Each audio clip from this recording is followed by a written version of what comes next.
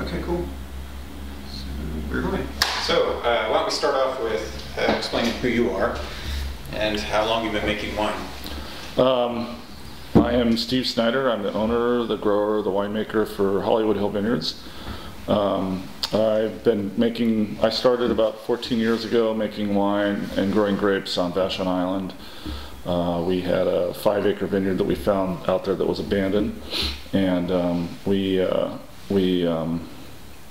brought it back into production, and we made Pinot Noir and Mueller-Thurgau and some other wines. Unfortunately, the owner of the property in 2003 had to sell it, so we moved to, at the same time I moved to Woodinville, and so I started Hollywood Hill Vineyards in 2004, planted the vineyard that I have now, started the winery. We did our first commercial crush in 2005, and so we've been making wine for about 7 years. About 90% of our wine comes from Eastern Washington. In good years we get wine from our vineyard. Yeah. So on your website you talk about being a true garagiste. Explain what that is. Garagiste is a French word, a made-up French word that Robert Parker coined a few years ago about a bunch of Bordeaux producers that made wine in their garages in Bordeaux. Mm-hmm. So it just kind of, I'm one of those guys. I make all my wine in the garage. Perfect. Great. So what are we talking about today? What wine are we going to talk about today? We have our Hollywood Hill Vineyards does mostly Rhone varietals. We do Syrah, Grenache, Mourvedre, Roussanne, Viognier, mostly. And Becky and I love Southern Rhone varietals. We love those wines, and so we decided to make a blend. Started about 3 years ago, I think, with our first blend. Mm-hmm. So we used three of the traditional Rhone Chateauneuf de Pape grapes. We use Mourvedre, Grenache, and Syrah in varying amounts, and it changes every year. We call it District 83 after the Hollywood Schoolhouse. It's just up the road. It says District 83. It's an old school district. They don't use that number anymore. Right. So, what was the inspiration and the idea to create a Bordeaux blend? Is that kind of what's inspired you? Oh, sorry, Rhone blend. Yeah. Yeah. We decided we wanted to have a traditional Rhone blend. That's what we liked. And so, tell me about the previous vintages then. What's been some of your? Well, the first one we did, we had a hard time finding Grenache, which is still hard to find in Washington State.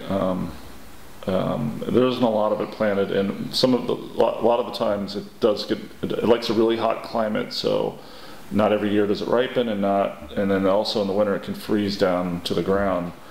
But so the first year we did it with Mourvedre and Syrah. It was like about 50-50. What year was that? 2007. Okay. And then 2008 and 2009 we did different blends. We did a 50% Grenache, 30% Mourvedre, and 20% Syrah. And then this last one, 2009, we did 35% Grenache, 35% Mourvedre, and 30% Syrah. So when you make this wine, do you kind of go in with kind of an expectation of what it's going to taste like? At what point do you kind of, what are you trying to aim for, and how do you maintain that? We're trying to aim for, something that is based in tradition in the Rhone Valley, and at the same time emphasizes what we can do here in Washington State. And those percentages I said are pretty traditional for southern France. And it depends on the vintage. 2009 was a little richer year, so we wanted to emphasize that a little more. So we cut back the Grenache a little bit and add more Mourvedre and Syrah. So where are you sourcing the fruit from then? Is it always the same vineyards, or? Well, it has been, but it's not always the same. We get some of our fruit from Ranch End of the Road Vineyards on Red Mountain, which is owned by Scott Williams, who owns Kiona Winery. And then we also get the Grenache and Mourvedre from Ellarding Vineyards in the Horseheaven Hills, and he's got a really good selection of Rhone varietals that we like. And what's the involvement that you have with the vineyards when you're contracting with them, and what does that mean? How often do you go out there? How much say do you have in the way that they're actually treating the fruit? And I have a lot of say. I also trust these guys a lot. They've given me great fruit, so super anal about going out there anymore, and I trust that the fruit they give me is good, but I do make a couple visits a year out there to make sure everything's on track, especially right before harvest. We want to make sure there's no mold or rot or the birds haven't gotten into it and that kind of stuff. But right now I'm not really going out there and doing anything. But if I feel like the crop levels are too high or something, I'll tell them to cut the fruit a little bit more or whatever on my block. I see. And how many acres do you have? Well, is it rows? Or it depends on what vineyard. Some of them are blocks of acres. Some of them are rows. Sometimes these rows go on for thousands of feet. So yeah, sure. one row could be an acre. Yeah, right, exactly. So what's your process when you're making this one? Basically, we ferment the grapes separately because we do make a separate Grenache and Mourvedre, and then we blend right before bottling. So a traditional old school method would be to blend everything in the fermenter, and then some people do that. They call it a field blend.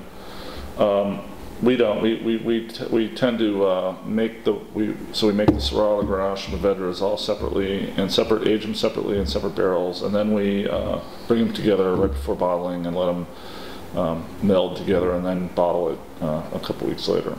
So how many bottles did you make of this then, or how many cases? We made 150 cases of the District 83 in 2009. So sorry.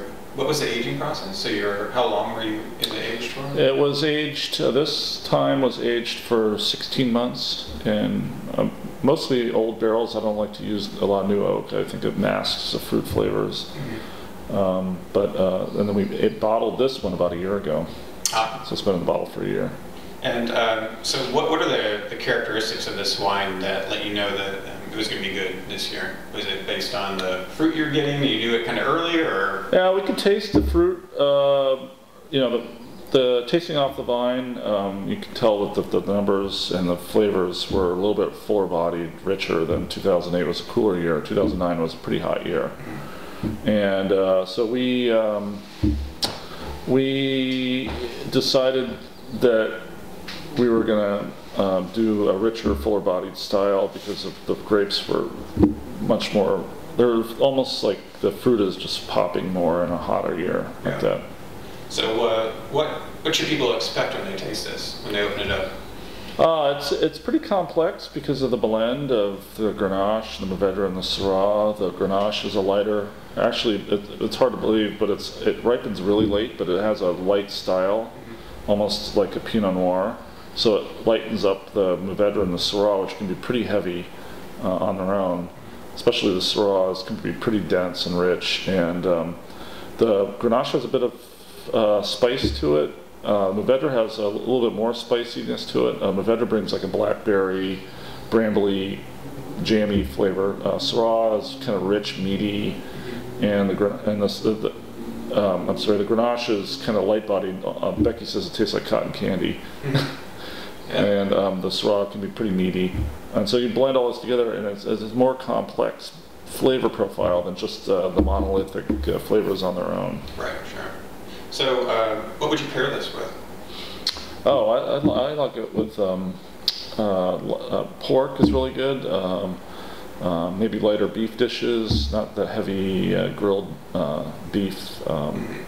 Maybe a beef stew.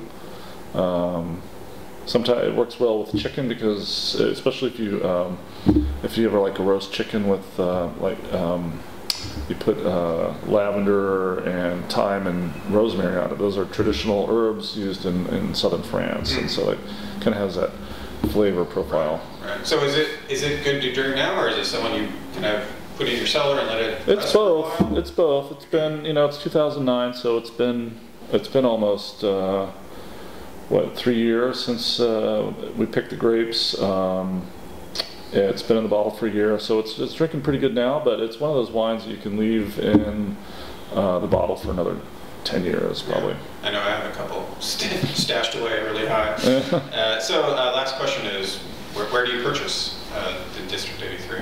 Right now, you can get it here in the tasting room. You can also buy it up at Top here in Woodinville. I think you can also get it down at Esquin in downtown Seattle.